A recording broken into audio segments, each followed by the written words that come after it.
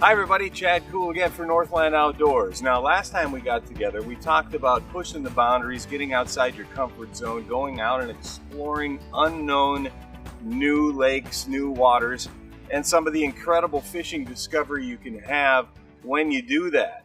Well, a lot of that same philosophy can apply to the baits that you use to catch those fish.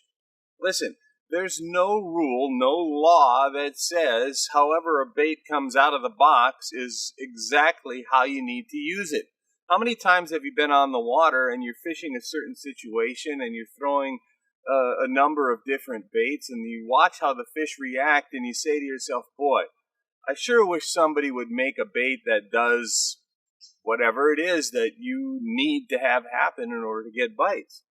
Well, again, there's no rule that says that you can't make that bait happen.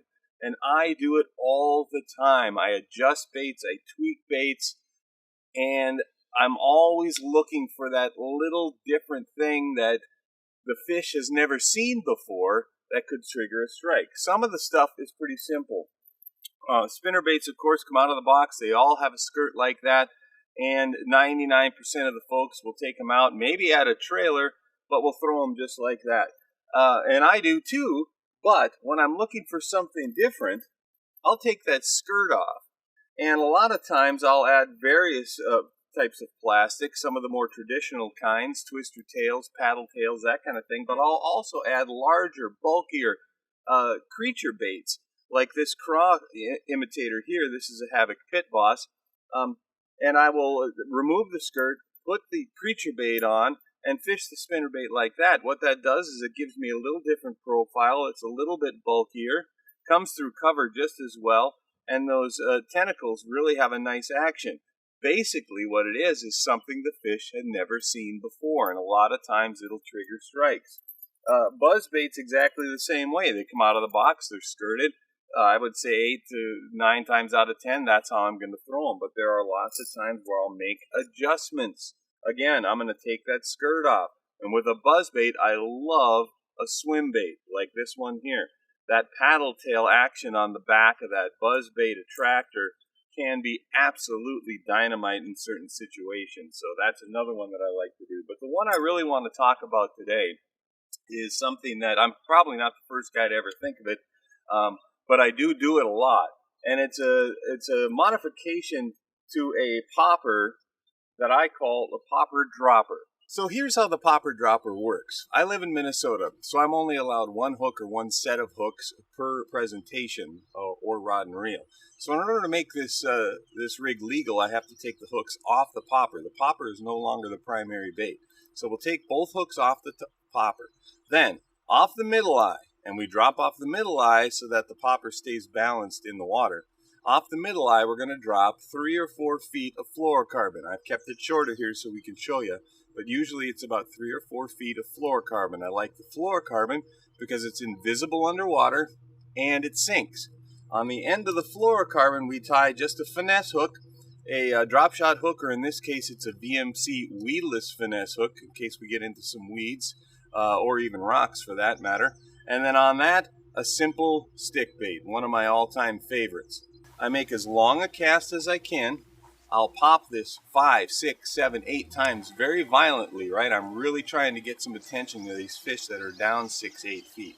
What happens is a fish is down there. He sees the commotion on the surface. He looks up, even comes up a little, stops to look at it. I pause the popper, and the stick bait comes floating down right in front of the fish's face. I can guarantee you that it's almost 100% of the time that a fish will eat that bait when it comes floating down like that. At that point, your popper becomes what fancy people call a strike indicator, what the rest of us call a bobber, right? The popper is resting on the surface. The bait falls down in front of the fish. He takes it, swims off. The popper ends up like a bobber. You reel down, you set the hook, and you have the fish. It really is can be an incredible combination, is the popper dropper. Let's toss one in the water and see what we can do. So this is what I would consider pretty classic popper dropper situation. We have a pretty large rock reef out here. It's quite shallow up on top, 3 or 4 feet.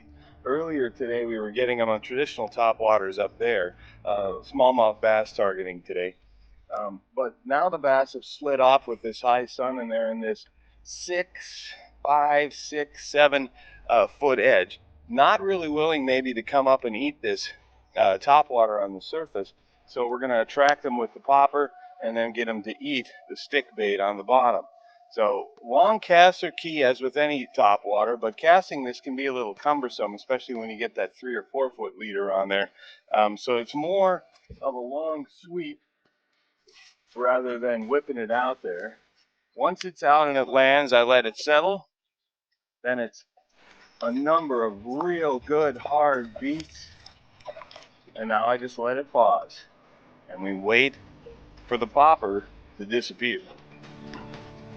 There goes the popper. There's the fish. There it is. Ah, nice little smallmouth.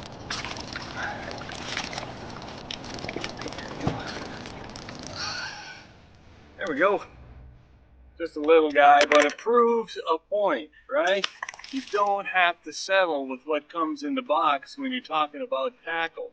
Make your adjustments and have as much fun as you possibly can on the water. Popper, dropper equals success.